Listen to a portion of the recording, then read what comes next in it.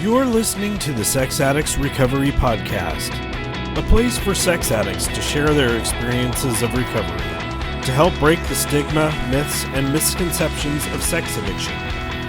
This podcast may contain topics of sexuality, sexual trauma, dysfunction, or other things that may be triggering, so listener discretion is advised.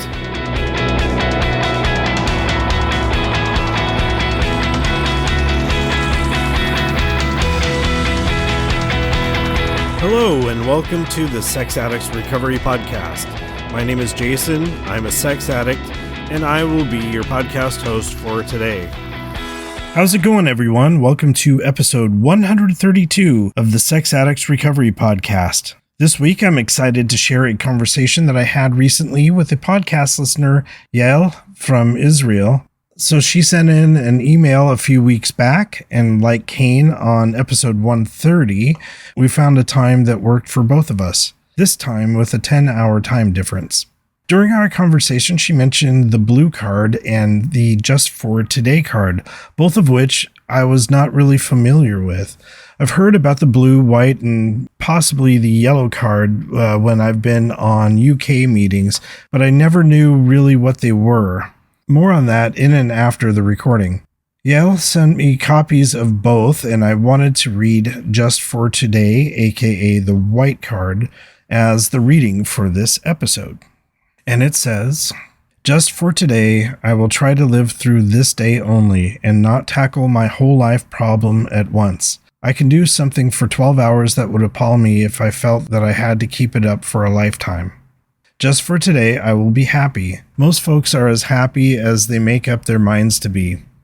Just for today, I will adjust myself to what is and not try to adjust everything to my own desires.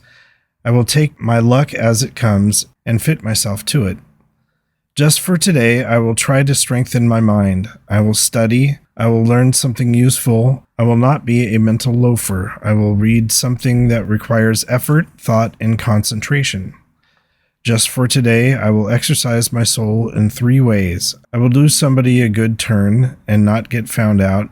If anyone knows of it, it will not count. I will do at least 2 things I don't want to do, just for exercise. I will not show anyone that my feelings are hurt. They may be hurt, but today I will not show it. Just for today, I will be agreeable. I will look as well as I can, dress becomingly, talk low, act courteously, criticize not one bit, not find fault with anything, and not try to improve or regulate anybody except myself. Just for today, I will have a program. I may not follow it exactly, but I will have it. I will save myself from 2 pests, hurry and indecision. Just for today, I will have a quiet half hour all by myself and relax. During this half hour, sometime I will try to get a better perspective of my life.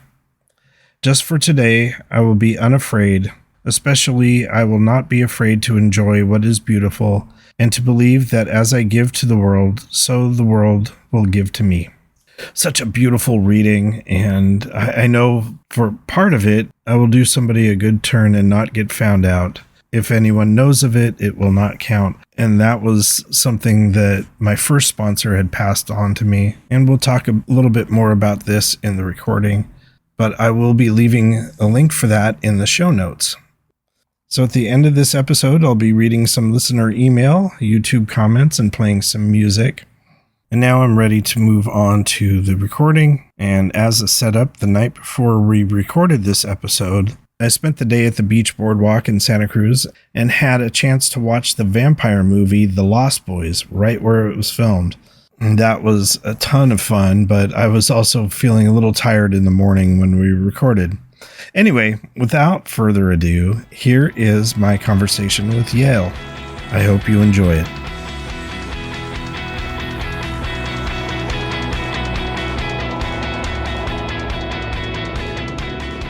So it is what, roughly 8 or 10 p.m. over there? 8. Okay. Yeah. So it's 10 a.m. over here. Oh, okay. So my brain isn't completely functioning yet. Last night I was out at the beach, got to see the movie The Lost Boys. I don't know if you've seen it. It's an old No, never heard of vampire it. movie, but it was filmed at a beach here in California, and so I get to go and see the movie where it was actually filmed. A lot of the scenes and Oh, stuff. that's So cool. yeah, it's kind of an amusement park with roller coasters and things like that. So Hmm. watching it up on the screen and then having the same roller coasters behind us, it was really cool. So That sounds awesome. yeah. So Yeah. anyway, I'll go ahead and start the recording. I Hmm. am so honored to have Yael. I hope I got that pronunciation again. Yael Close enough. Yes. Yeah. from Israel. And we did get an email a few weeks ago, and I'm so glad that we were able to schedule this recording. So, welcome to the podcast. Thank you very much. I'm really excited to be here. I think Awesome. it's been my dream to be a guest here uh, Oh, cool. How long have you been since listening? last year.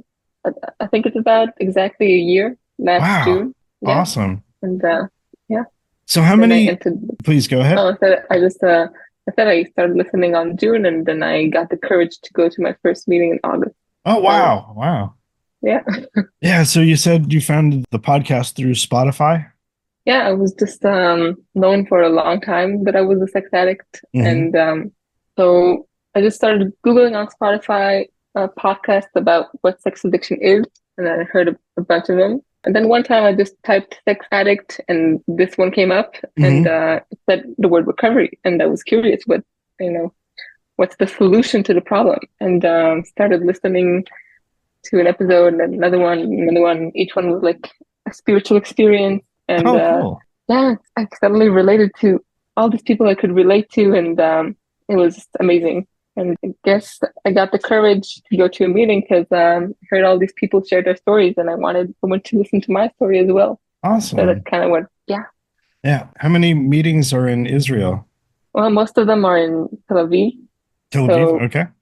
yeah, there's like 5 meetings a week there, and there's three other cities where there is one meeting a week, but it's Hmm. very small meetings, like 3 or 4 participants. Yeah. Because because SAA here is still pretty new. Like Hmm. been here for around 10 years, but it's still pretty new. Nice. Yeah. Do you have literature in Hebrew or is it Yes, all in English? we have all of it translated. Awesome. Yeah, I know the Yeah, ISO has been working on translations for different places around the world and curious.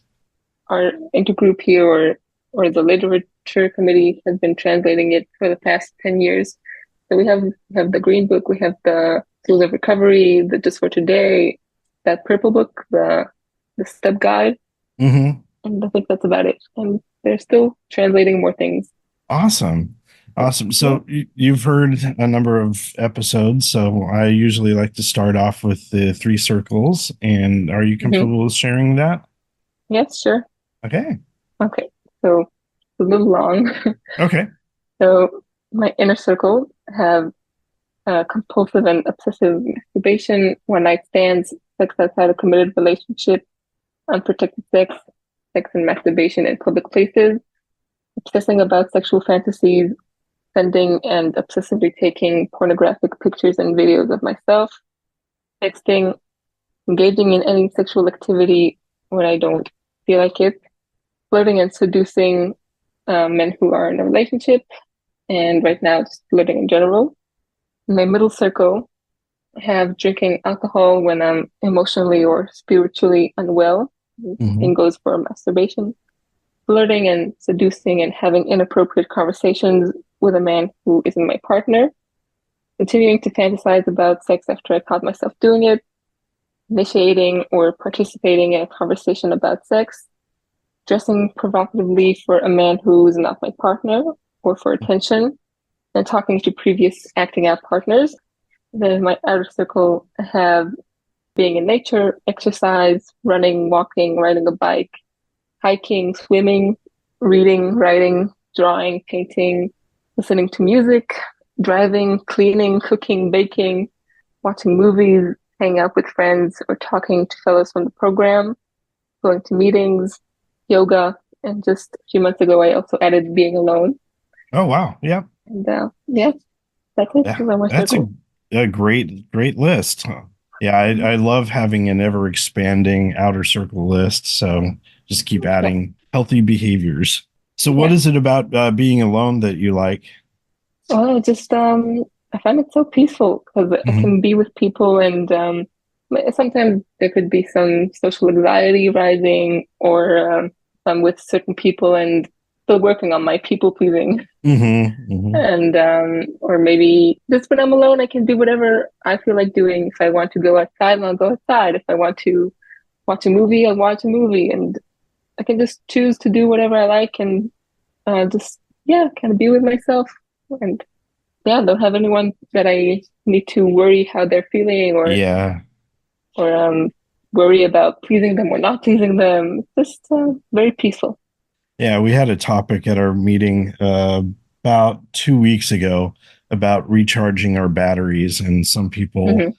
find it with connecting with other people, and other people find it by being alone. And it's just like, I'm Yeah, tired of being around people. I just need some quiet time to myself, and then I can yeah, recharge. So, yeah. I'm yeah, definitely one of these people who need more time alone to yeah, recharge. yeah. But hanging out with friends is also awesome, keeping it balanced. Yeah. So I would love to hear what it's like growing up for you and how you eventually found your way to I know you found the rooms through the podcast, but, what got you up to that point. So if you're Yeah, comfortable sharing your story, I'd be honored. sure. Did you want me to start about from childhood? Yeah. Yeah. Yeah.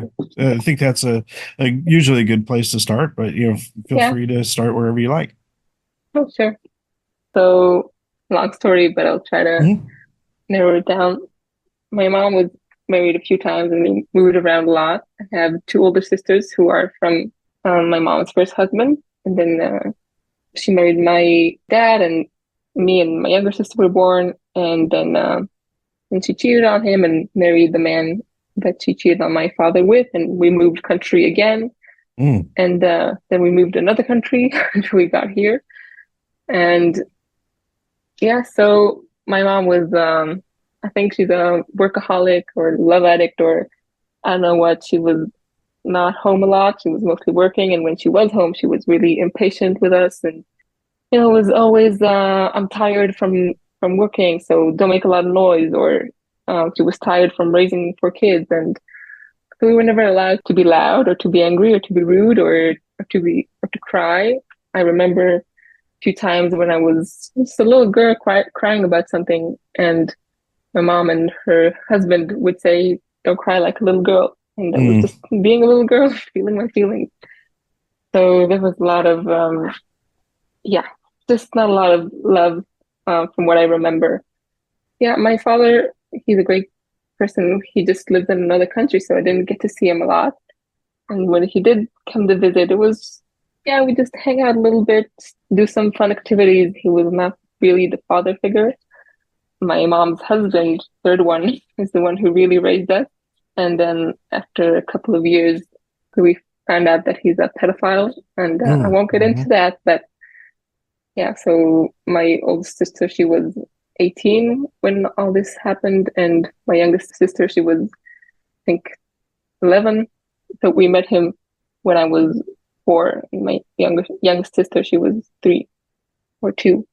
So there was a lot of, yeah, a lot of things going on there.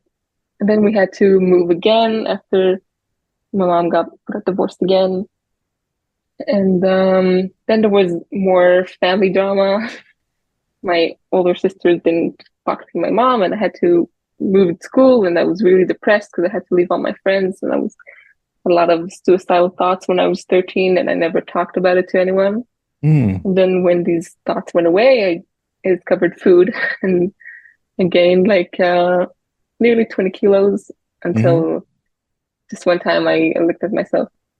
People always told me that people called me statue at school because I never expressed any feelings, not Mm. happiness, not anger, not sadness, none of it. Yeah, and then when I was 17, I had my first heartbreak, and that's when everything changed, and started being this extremely vulnerable and emotional person and started crying about everything and expressing Yeah. my feelings about everything. Yeah, so there were a lot of things. And my mom married again, and we refused to meet her husband. And then she sort of, well, she wasn't present. Since I was 13, I was doing the cooking, I was doing the cleaning, I was doing the shopping, I was, uh, yeah, taking care of my little sister. I saw myself more like her mother than I saw my mother as her mother. Yeah. And then I discovered acting out and basically, and yeah, that's when things took a turn. In a way, I was always acting out. I started masturbating since I was like 5 years old, is what I can remember, maybe Wow. 4 even. Yeah. So that was always there until I entered the program. I never really realized it was compulsive and not healthy. Hmm. So when I was 17, just really wanted to start having sex, and I got an app and talked to someone and went to this stranger's house. I lied to him that I was 18 because he was really worried about it being legal. Hmm. And yeah, once and just that one experience kind of, yeah, just opened everything. And then I texted someone from school I always wanted to act out with, and then I met my ex-boyfriend on that app, and we were together for about a year and a half, and then I cheated on him, and it took me about a year to admit that I cheated on No. him because Yeah. yeah, I just was in denial. I was in denial about it being called cheating because I was always afraid that I would end up like my mother because she cheated on my dad. So I think it Hmm. was harder for me to admit it. Of course, when he found out, I did a lot of manipulating and playing the victim and saying that basically accusing the other guy of assaulting me, but didn't Mm. really work. Yeah, so it took me a long time to admit it. And once we broke up, I just started texting all the guys I've ever known that I've ever had a fantasy about and fulfilling those fantasies. And I was then at work, there was this guy who was in a relationship with his girlfriend, like 8 years. They were living together and they had this argument and they went on a break. And on that break, I shot my shot Hmm. and we started sexting and they got back together, but we didn't stop. Oh, So wow. Yeah. I was his mistress for 1.5 years. It was a really, really toxic relationship. He would get jealous about me being with other men, and I would get jealous about him being with his girlfriend. And at one point, he told me that I have to choose. I should either be just with him or with everyone else. And like, like the addict I was, I didn't want to get rid of this. I mean, let go of him, but I also didn't want Hmm. to let go of all the other guys. So I just lied to him that I would only be with him. And a few months later, he found out. So he sort of said instead of being jealous about the guys that I'm with, he wanted to use it for his pleasure. So I just he asked me to describe him whenever I was with someone else. He on some occasions I filmed myself with other guys and I sent it to him. Yeah, there was a lot of abuse there, physical and emotional and sexual, and yeah, so there was also a lot of humiliating him humiliating me. And yeah, so that went on for a long time. And it was one of those things where I kept telling myself that I have to stop it. And I texted him that it's over. And then a week later, I found myself in the same spot. And this happened so many times. Hmm. Hmm. um, yeah, just like I think every month there was a time where I said, okay, I'm putting an end to this. And I texted him that it's over. And then like 2 days later, he was right back in the same spot. Yeah, I had also had a lot of like with this just medical issues while I Hmm. was acting out, and a few doctors told me that I shouldn't have sex for a day or for 2 days or for a week or for a month, and of course I didn't listen to any of them, and it just made things worse, and I almost had to get surgery, Hmm. and by a miracle somehow, when I got to the doctor at the day of the surgery, he did some tests before, and then he thought it all went away. Yeah, so I kind of took this and I and I prayed to God and I said, "Wow, thank you for saving me from this. That I didn't have to do surgery. I promise I will stop. And if I feel anything or if I'm unwell, and then I won't continue to have sex. And I'll listen to doctors this time." And of course, that didn't really work. Yeah, and then I just got to this point where, well, at first, all my friends, they enjoyed all my stories because I always told them about the different adventures I went on with these men. And at some point, they started disapproving or just, yeah, I could see how they were worried for me. And so I stopped sharing what was going on with me, and I kept it all to myself. And around May of last year, when I was again talking to that guy at work, I realized that it's been a year since I promised myself that I would stop, and Yeah. I didn't realize how I was still in the same spot. Yeah, and this whole relationship I had with the guy that I was with, I was his mistress, just kind of, I don't know, single men weren't exciting anymore. It got too easy to sort of be with someone who's single and available and who's around my age and would go for it anyway. So I started flirting and seducing men who were in relationships or men who were married. Um, that was the thrill for me, the chase, and it was always men that I worked with. So it wasn't like someone I met once somewhere. It was always just about the game and slowly and yeah, and once I realized they were interested and I could get them to sleep with me, that's when I lost interest. Sometimes I would Yeah. act out on it, and sometimes I just thought, oh, okay, so I know I can sleep with him if I want to, so I don't want to anymore. Yeah, so there were a lot of things. I'm sure I'm not mentioning most of it. But yeah, so like I said, in May when I found myself still texting him, my sister saw me smiling at my phone, and she knew immediately that I was talking to him. And all she said was, "Just stop." And that was all she said. She was so tired of me. She was really angry with me for doing that. And I know, just those simple words of "just stop." They stayed with me, and kind of told myself, "Wow, why can't I stop?" Well, before that, I knew that I was a sex addict, and I was talking about it with men as if it was a cool thing or like Yeah. a badge or something. Like, yes, I'm a sex addict, and of course, men who don't really know what that is, they also thought it was something cool or, you know, had their questions.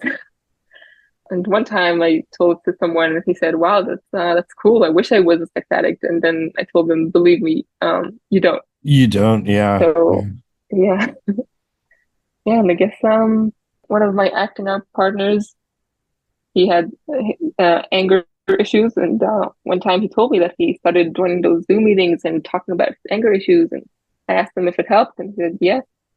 And I guess it kind of showed me that, wow, this guy knows that he has a problem and he's doing something about it. So it gave me the courage to also start looking into sex addiction and yeah, seeing what can I do about it.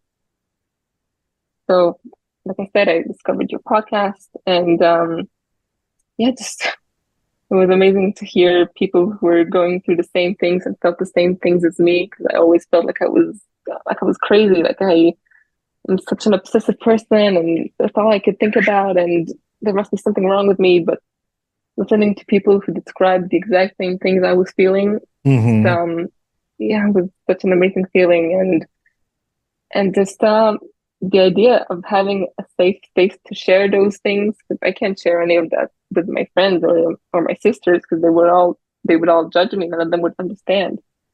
So just knowing that there's a place to share that and people know what I'm talking about, it was amazing.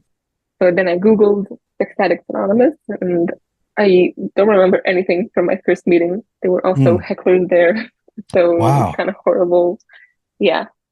So I kind of logged off after like 10 or 15 minutes.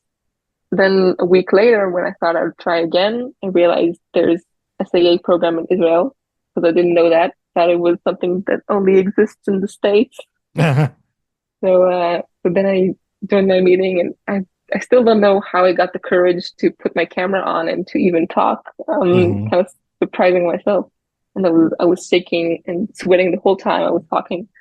Then a few days later, I went to my first in-person meeting. When I got here, there were only like 3 or 4 other women who regularly attended the meetings. Hmm. Hmm. So I asked if one of the women would come with me because I didn't want to be alone there with a bunch of guys. So one of them said she would join me in the first half of the meeting, but then she had to leave. So she was really nice. She met me before the meeting and we talked, and she did a main chair. And about 40 minutes later or half an hour later, she had to leave. And as soon as she left, I couldn't stop crying. And it was Oh. me and like 20 or 25 men. And I kind of hid behind the pamphlet and I just cried. Hmm. But once I left there, I don't know, I had this feeling that uh, one feeling was, oh my God, I can't believe I'm a sex addict. I'm one of them. Yeah, But yeah. the other feeling was, wow, I finally know where I belong. I finally know, I mean, yeah, just that feeling of sort of coming home in a way. Um, Yeah. yeah, Yeah, for and it me, it was, was like finding a new family and yeah, just yeah, felt somewhere where I belonged. And these people get me. exactly. And Yeah. all of them were just saying, I mean, they were speaking me. It was incredible. Hmm. It was awesome. Yeah, that's most of my past and how I got here. Yeah. Yeah. And I think in your email, you said that there's a women's group in Israel now. Yeah. Well, since I arrived, there were like 10 or maybe more women who also arrived in the past few months. There was also a women's meeting before that. So we have a Zoom meeting because Hmm. we're all over the country.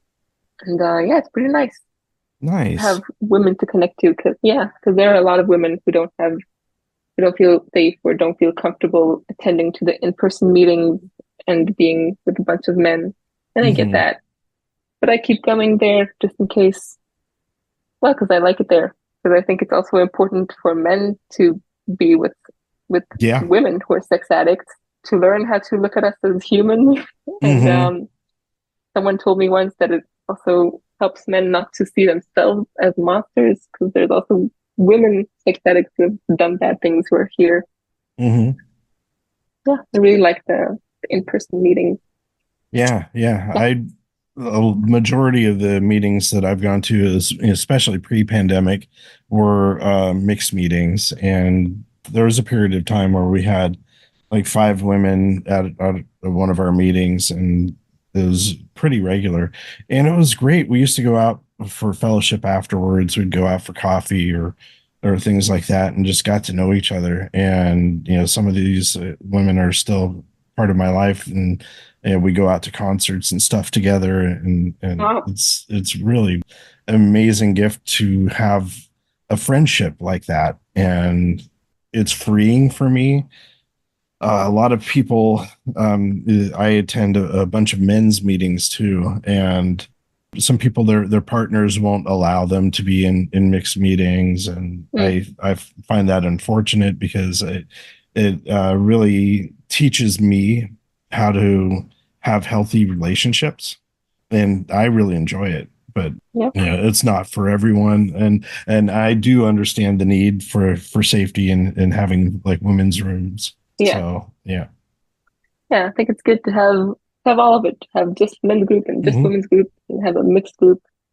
We have this tradition now. Every Thursday after the meeting, we all go out for pizza or Nice. coffee. Yeah, and but it's I don't know. I think it's the same in other countries, but here we just have this rule that we only do outreach calls with other women or gay men. Hmm. And Hmm. so when we do the fellowship after the meetings, we can't talk to the men. That's okay, but just nothing after the meeting or after the fellowship. That's it.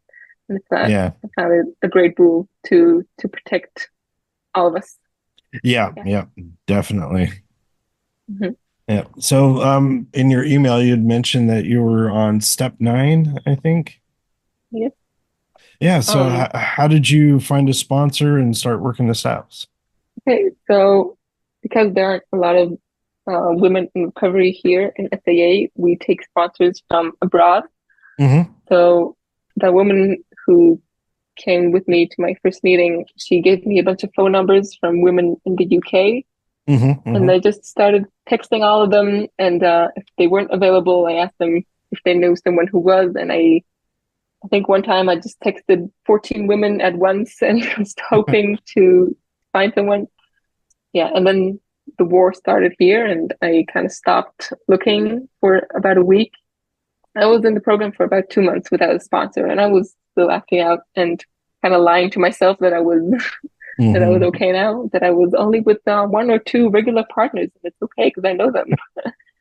Yeah, and then just one day I found myself texting that guy that I promised myself I would stop, and also texting another guy and arranging a meeting with the guy that I was dating at the time.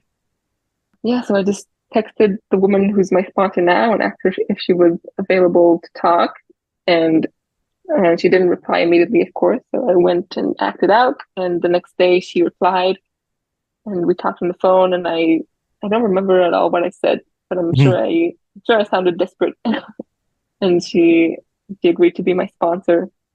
And I've been sober ever since. So my last acting out was the day before I started working the steps with her. And then she told me about the blue card. Do you know it over there? No, I've heard the interview that I did last week with Kane from the UK. He talked about that as well, and it's not something that I'm familiar with, and kind of wish Hmm. that I had asked him on the spot. So yeah, if you can explain that, that would be Yeah, awesome. sure. So it's basically this card of thing of a daily. It's called the daily plan. So in the morning you have to hold on. I'll Hmm. look at it. So in the morning, you should review the gratitude list that you wrote down the night before, and Hmm. then read the just for today card, and read at least a page or preferably a chapter of the AA Big Book. And then throughout the day, you phone your sponsor at the agreed time. If you're fearful or you want to act out, say the Serenity Prayer and think of someone you can help. Tell to call two SAA members or two newcomers. And if people annoy you, pray for their health, happiness, and success. Go to meetings at your home group and do service there if it's help set up, or stay late and do dishes. Then in the evening, you should read some more literature and take inventory and write a gratitude list and thank God for a sexually sober day and ask Him for forgiveness and guidance. So yeah, I kind of roughly read what it says here. It's just Hmm. yeah, a task of things to do every day. That's So awesome. yeah, it was great. So when we first started out, she told me that I had to talk to at least two people, two fellows every day, and to attend 2 to 3 meetings a week. And Hmm. at first, it sounded like a lot. And I told her, "Listen, I'm a busy woman. I have work to Hmm. do." And yeah, she didn't let me get away with any bullshit. She said, Uh-huh. helped me see how when I was working 2 jobs when I was acting out, and I still found time to act out, even though I didn't really have time. Yep, yep. Of course, I could make time if it was important enough. So I started calling at least two people every day, and I'm still doing that. Most of the days, it's three or four, sometimes five people, sometimes more, depends on the day. And yeah, she's an amazing sponsor. Really, I wow, really an inspiration to me. Hmm. So now I'm on step 9, and I've been doing most of my indirect amends, and I Hmm. just did my first direct amends to my sister a few days ago. How did that go? So uh, it was kind of funny because I I asked her when she would feel comfortable or what time works for her so that I can Hmm. make my amends to her, and she kind of laughed and said, "So that's the part in that happens in the movies." I said, "Yeah." And so we went out to a restaurant, took her to dinner. And when I got to the immense part, we were both kind of uncomfortable talking about Hmm. emotions. It was kind of funny. She was really sweet. So yeah, I'm glad I did my first amends to her because I feel really comfortable with her. And Hmm. yeah, then we kind of laughed and it was great. And, Nice. yeah. Yeah, it took me several years to get to step 9. So yeah, Wow. the first year and a half in program, I was just trying to do it on my own without a Mm, sponsor, and finally getting a sponsor and him calling me out on my bullshit yeah. was really helpful. And I finished my first step, and he left the program, and it took me a while to find another sponsor, and then Mm, that's where we started working on steps 2 and 3, and then just it kind of progressed from there. Step 4 took me a long time to get through. yeah. It's a big step. Um, Hmm. but yeah, he wouldn't allow me to take on sponsees until I had done at least one amends. And so it Hmm. was like that fire under my butt to uh, Yeah. Yeah. get moving, because people were asking me if I could sponsor them. I was like, not yet. My sponsor's holding Hmm. me. So yeah, once I was able to do that, then I could start sponsoring others. Yeah. But Sounds like a yeah, good rule. yeah. I also tried to make it on my own at first, and Hmm. of course that didn't work. And even after I got my sponsor, there were still things I wasn't honest with her about for the first 2 or 3 months. So I remember how I said in my inner circle to have sending and uh, taking pornographic content of myself, and Hmm. in the first week she told me that I have to delete all of it, and yeah, I told her I did, but I kept all of it on a USB flash drive, Yeah. and I just hid it somewhere, and I said no, it's there, in case I'll ever need it or want to look at it. And I Hmm. didn't tell her about it for about 2 or 3 months. And then I joined this Zoom meeting, and there was this old timer. He kept talking about honesty and have to be honest, because if you're not honest, none of it's going to work. And he just kept saying the word honesty like Hmm. 50 times. And about the 50th time, I said, "Oh my God, I get it. I get it." And I got the USB flash drive, and I deleted everything. And then I Yeah. called my sponsor, and yeah, I was really worried because I didn't want her to tell me that it's over. But she Hmm. was really sweet. And yeah, and I've been honest with her about everything ever since. Because yeah, I realized if I'm not honest with her or with myself, how do I expect to get help? Yeah, exactly. So it's an amazing thing. And seriously, it feels like two different programs with and without a sponsor. Yeah, definitely. Yeah. What was steps 2 and 3 like for you in finding a Wow. spirituality?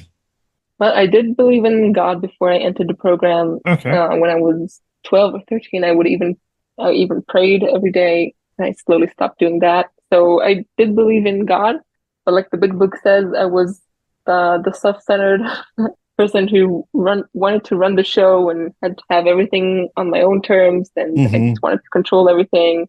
And while I was working step 3, my sponsor told me, I think I read that chapter in the big book about step 3 like 4 times, Hmm. because I don't know, I just wouldn't get through. And she told me to read it again, but I told her I already read it, and she told me read it again.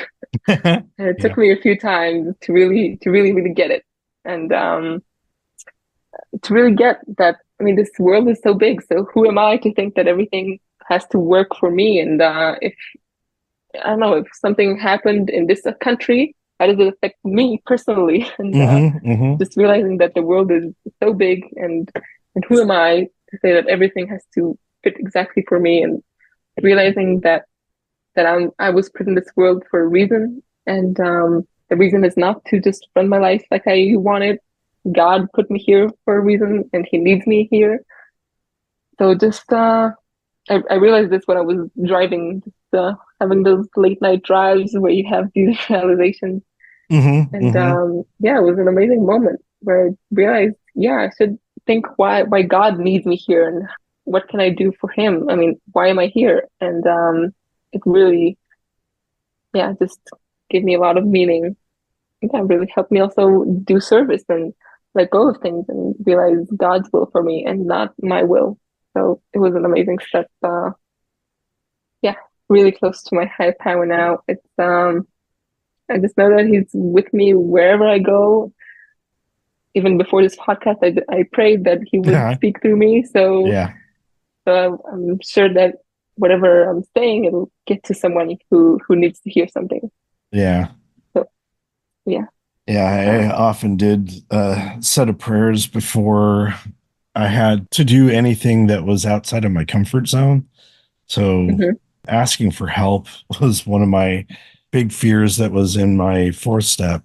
And the times that I would have to ask for financial help from my family, I was always nervous. And just knowing that I had steps 2 and 3 down and I could actually sit down and do some prayers before making the phone call. It's like mhm. help calm my nerves, and it's like, okay, I will be okay through this. And so Yeah, yeah, using those prayers to get me through stuff that I'm not comfortable with is exactly.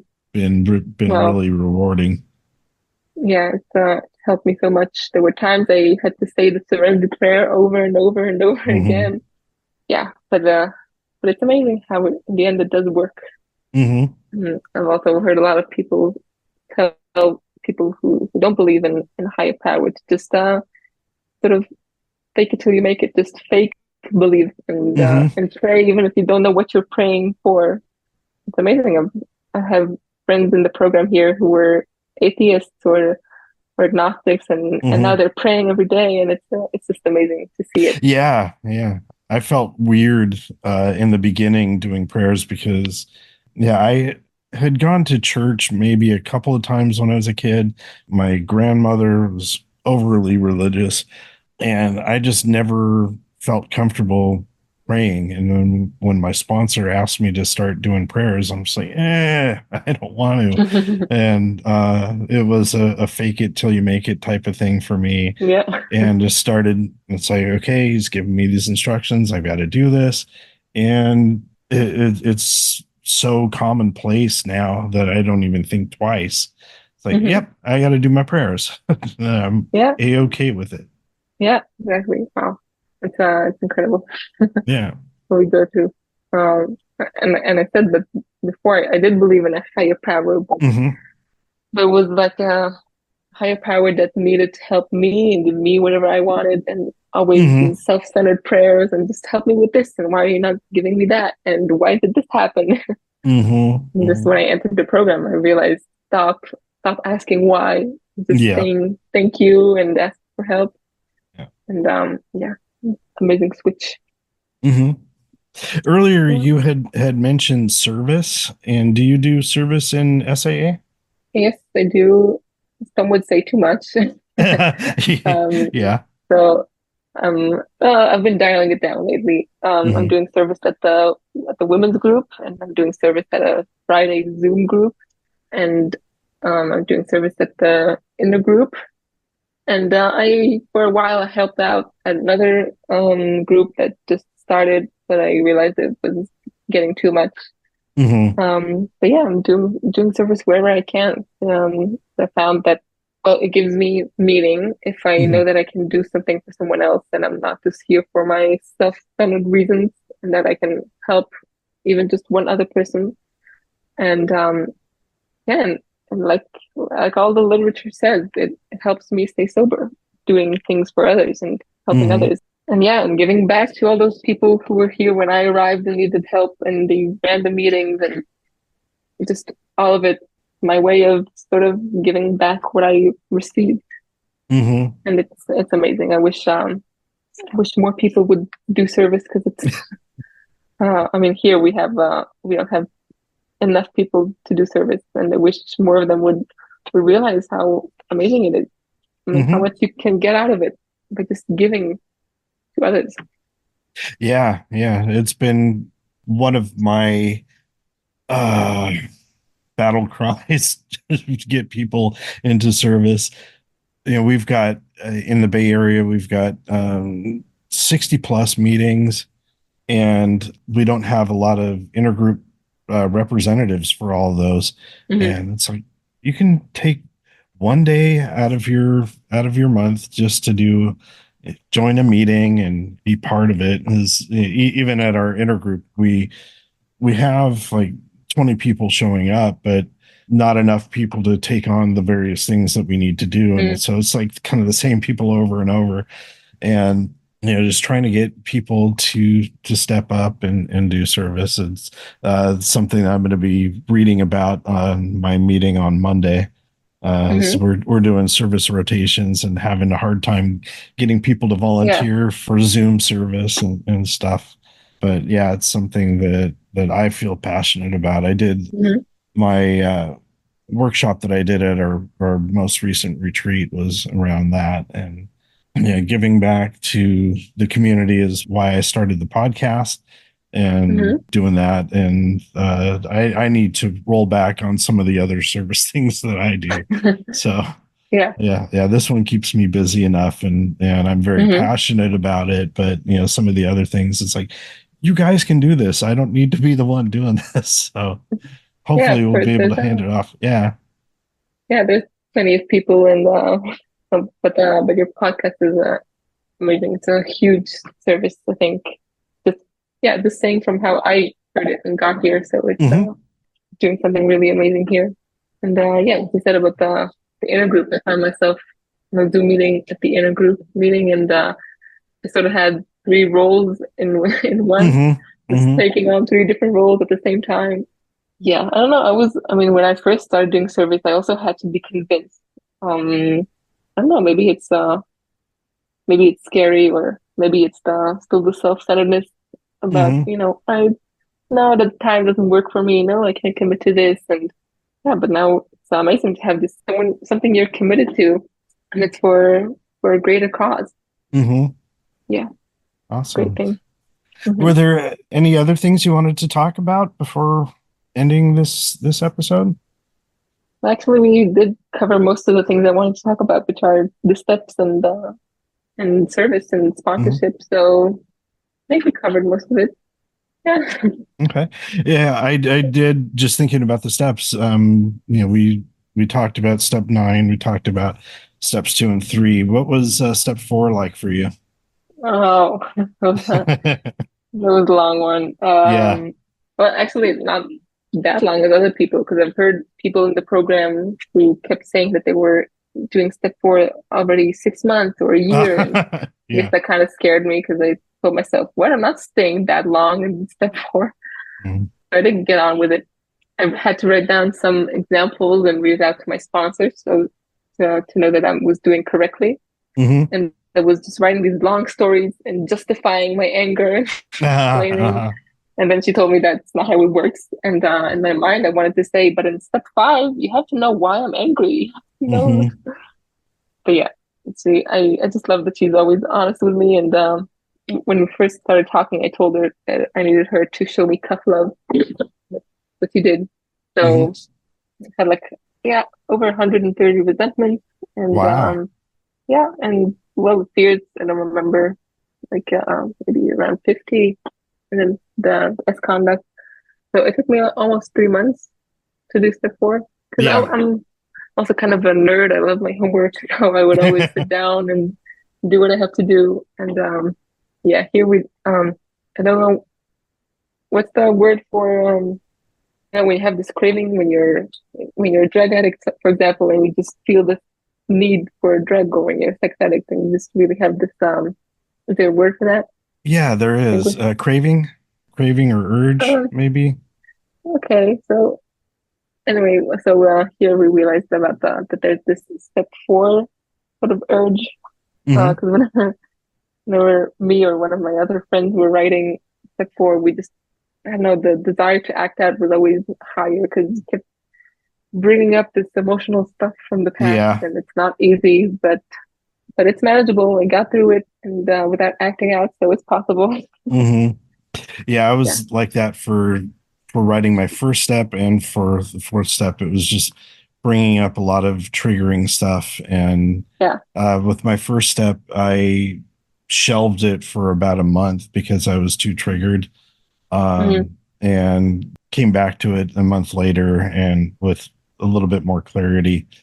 At step 4, I think I took a pause for a little bit as well. But yeah, there was one day where uh, I was not mentally okay, and took a couple of days off of work for mental health and just sat by, Yeah. went out in nature, sat on some rocks next to a stream and just started writing, and it just boom, boom, boom. A Wow. bunch of stuff came out. But we used to do, and I wish we still did this. We had some safe space before a meeting where we would all get together and work on our steps individually and then check in with each other right before the meeting. So it's like, okay, we got about 10 minutes before we have to get to the meeting. Is anyone triggered? I need to talk about anything. And it was really cool. Wow. Yeah, I wish we still did amazing. that. Yeah. Yeah, maybe someone will hear this and start it again. Yeah. Because it's a really hard step, and it's so easy to just procrastinate and not wanting to talk about these difficult things or bring up all those emotions we've covered acting out. So it's not an easy step. And I've had similar feelings doing step 8 because it was also bringing up things that I would rather forget or things that I didn't want to feel. So it also wasn't easy. But we did a lot of bookending with prayer and with phone calls. So that really helped. And of course, not write too much at a time. Just keep it limited to like 15 or 20 minutes of writing and then let it go. It's also really useful. Yeah, there were a couple times where I had the 15-minute of writing, that little window, and I had nothing. But I sat at my computer, and it's like, okay, this time is dedicated, and if I've got anything, that's great, and if I don't have anything, I'm just going to sit here in silence. And there were a couple of days where just nothing came, and then there were other days that things started pouring out, and I tried to limit it so I didn't get stuck in it. But 10 to 20 minutes seems to be enough to keep pushing through. Yeah. So I recommend that for my sponsees as well. Yeah, sounds good. Not to overdo it either. Yeah. And get caught up in those emotional things. Yeah. Yeah. Well, this has been a fantastic conversation, and I am just so honored that you reached out, and I'm grateful that we got this chance to get together and talk. Yes, thank you so much. I was really honored to join here, and thank you so much for having me and for doing this amazing podcast. Yeah, you're very welcome. Thanks, Yael. Yeah, I'm really grateful that you applied and to be a guest here and fulfill my dream of last year. This was really amazing. Awesome. And, all right. Yeah. Okay. Well, all right. I'll talk to you soon. All right. Bye-bye. Many thanks to Yael for joining me on the podcast. After we finished the official recording, we continued to have a wonderful conversation. And just a few days ago, she sent me copies of the Blue Card and Just for Today. And I also found those links on the UK website, saauk.info, and I'll be leaving links for those in the show notes. And I'm interested in finding out more about these cards, so any listeners in the UK, please feel free to send me an email or a YouTube comment. So I forgot to ask Yael about music during our conversation, seeing that she had a poster for Queen on the wall and that listening to music was in her outer circle.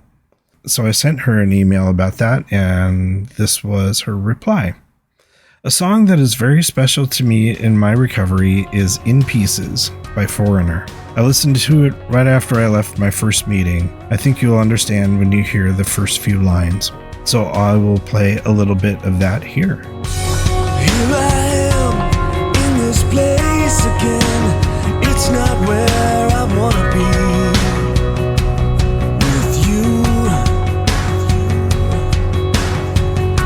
it feels like we've been here 1,000 times.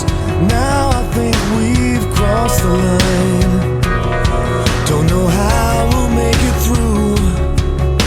The more it hurts, the more it seems so clear. I'm asking you, where do we go from here?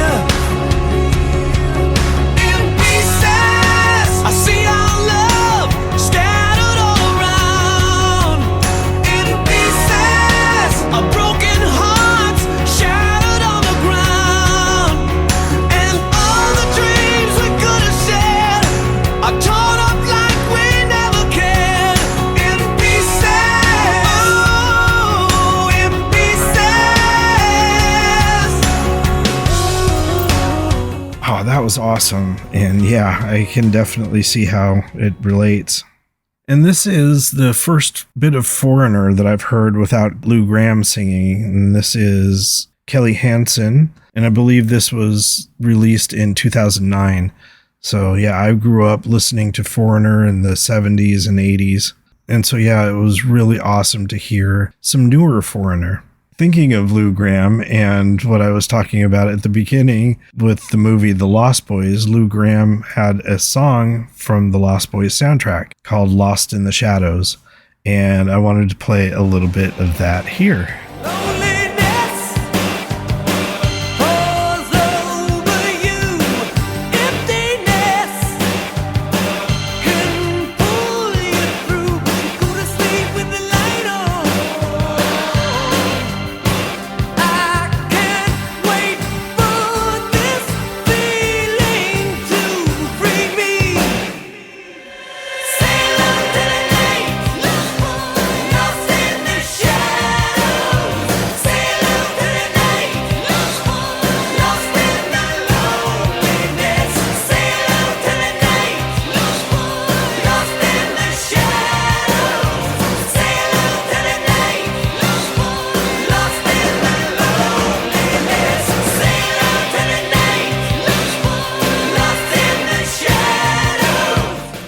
This just brings back memories.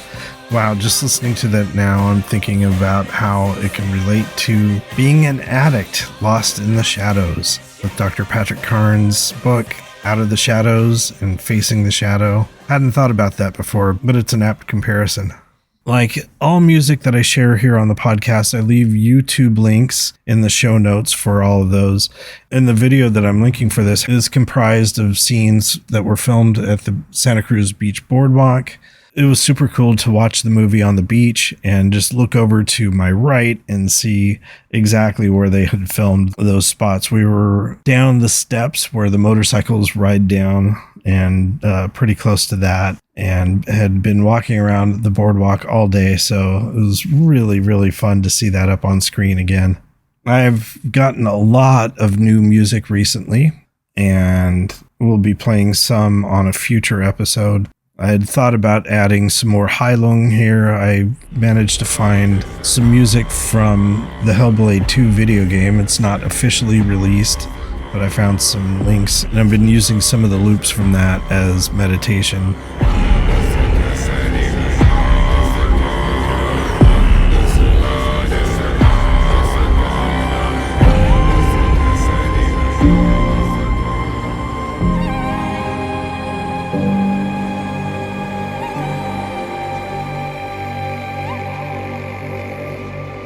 They also released a bit of footage from the 2021 Red Rocks ritual, which is called Lifa Jotengard, and they released a video for the song Troust. And I've played Troust on a few episodes of the podcast, so I'm not going to play that here. But as a birthday present, I've got a pre-order for that album when it comes out, and I'm super excited for that. So I did want to get back to playing some of the music from the YouTube comment on episode 129, and this is from a listener's playlist. This song is called Walk Through Fire by Yola. Standing on the side of the river, staring across the great divide, I'd give all my gold and silver just to get to the other side. Your love is like a rescue vessel, carries me through the night, through these flames of destruction. I know you're gonna make it right. I know you're gonna save my life. But I gotta walk through the fire, I gotta deal with the desire. Is dire. I gotta walk through the fire of love, walk through the fire of love. So cool. Yeah, prior to this, I was not really familiar with Yola, but yeah, her voice is just amazing. And thinking of episode 129 and the playlists, I've just recently created playlists for Spotify. During that episode, I had mentioned that I had only done it for Apple Music.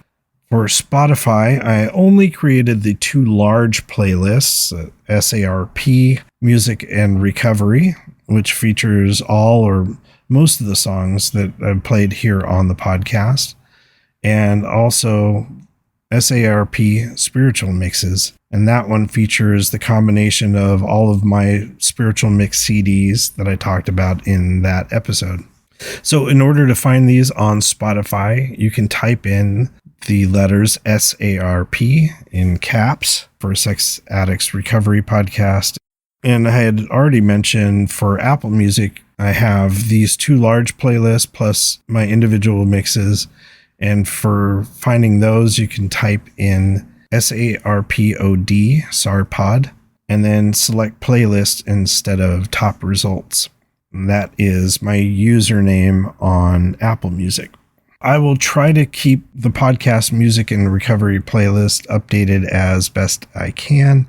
And as I'm recording this, I still need to add a few songs from the past few episodes.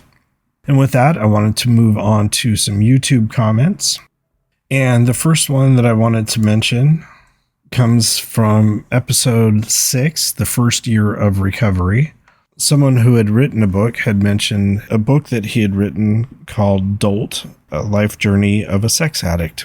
So I know nothing about this. So yeah, if you're interested, check it out. Yeah, I haven't read too much on it, but I left the comment there. What else? Oh, yeah. Yeah, I got a comment on episode 131 from last week. It says, "Thank you for uploading. I'm not hearing any audio. Not sure if it's just on my end, but I wanted to give you a heads up. Thanks, regardless."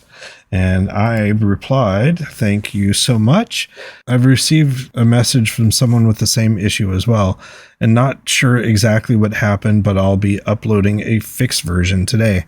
And yeah, I took a look at the file. When I'm making the YouTube versions, I attach the audio to the thumbnail, and for some reason, the audio file got dropped down to a 0%, and so there was nothing to hear.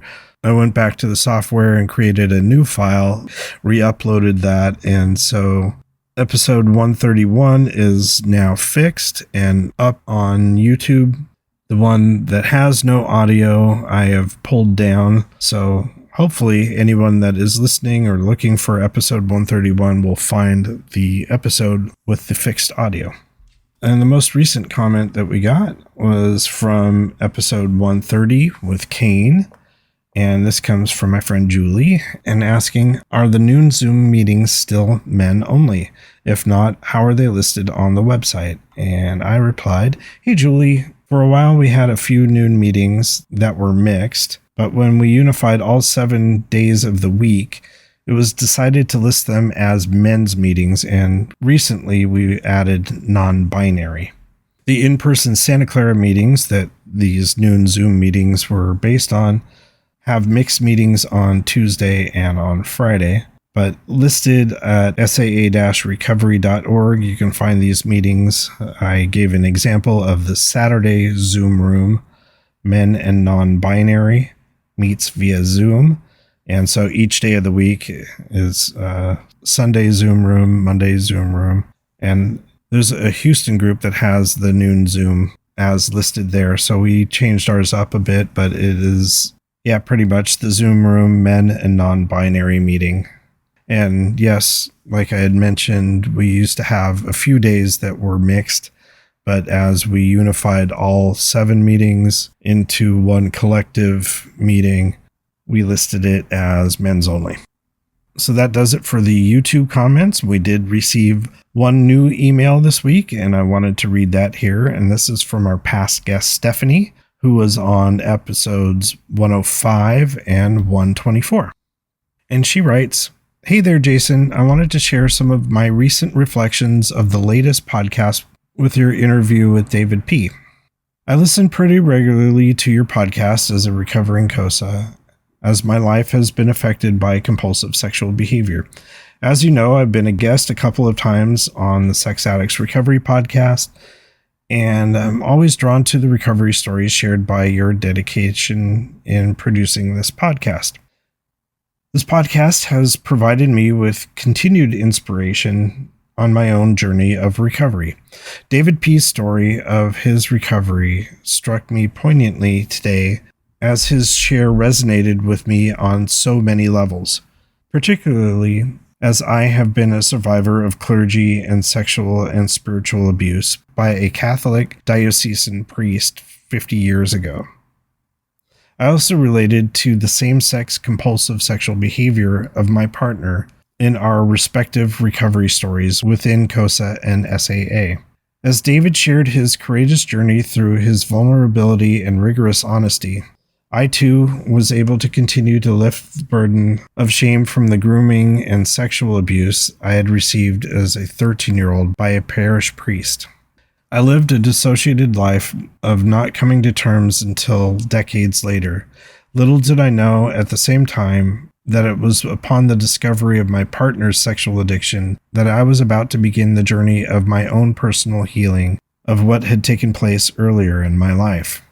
The discovery of my partner's admission in our early marriage that his sexual addiction took the form of compulsive sexual behavior with anonymous same-sex contact was another level of secret shame that I was able to unfold on my recovery journey.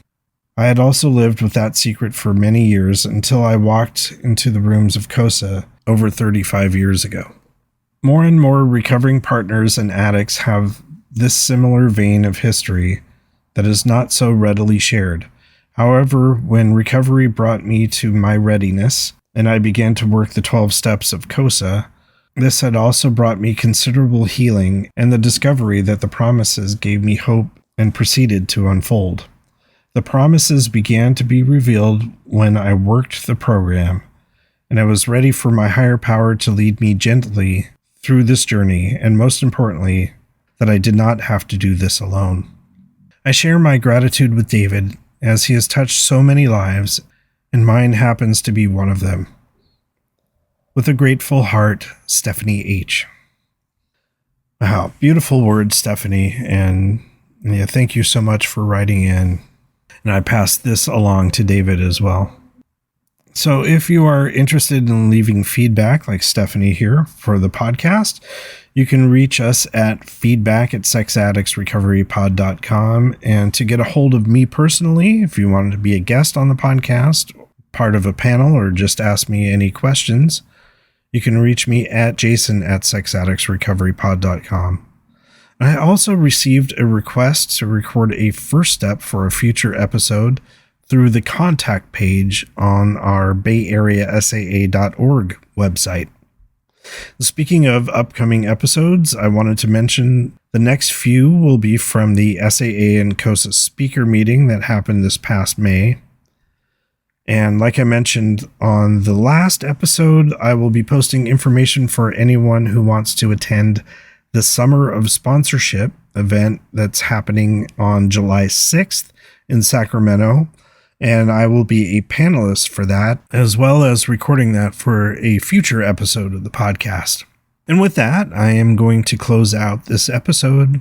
I wanted to thank you all so much for listening, and as always, keep coming back. The views and opinions contained in the Sex Addicts Recovery Podcast are those of the participants and do not necessarily reflect those of the Bay Area Intergroup or the ISO of SAA.